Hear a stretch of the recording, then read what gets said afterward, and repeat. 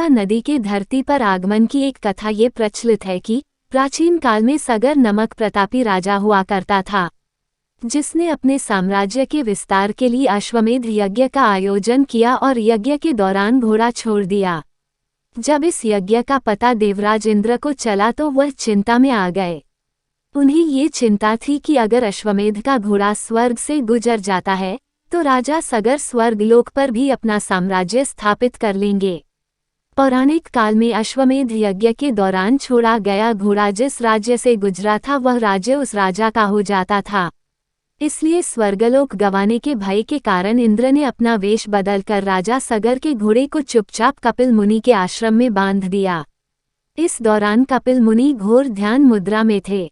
जब घोड़े के चोरी की बात राजा सगर को मिली तब वो अत्यंत क्रोधित हो गए और उन्होंने आवेश में आकर अपने 60,000 पुत्रों को घोड़े की खोज में भेज दिया।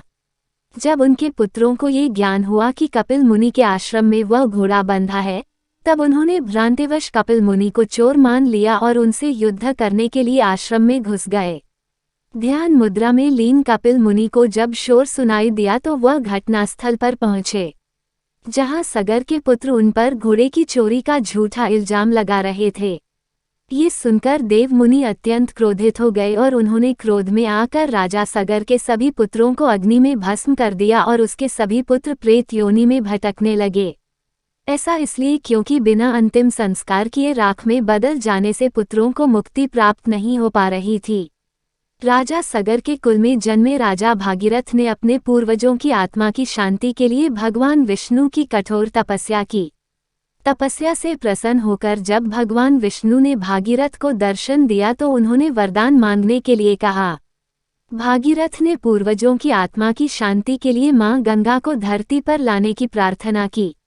मां गंगा मृत्युलोक में आने के लिए तैयार नहीं थी, लेकिन उन्होंने एक युक्ति सोची और यह शर्त रखी कि वह अति तीव्र वेग से धरती पर उतरेंगी और रास्ते में आने वाले सभी चीजों को बहा देंगी।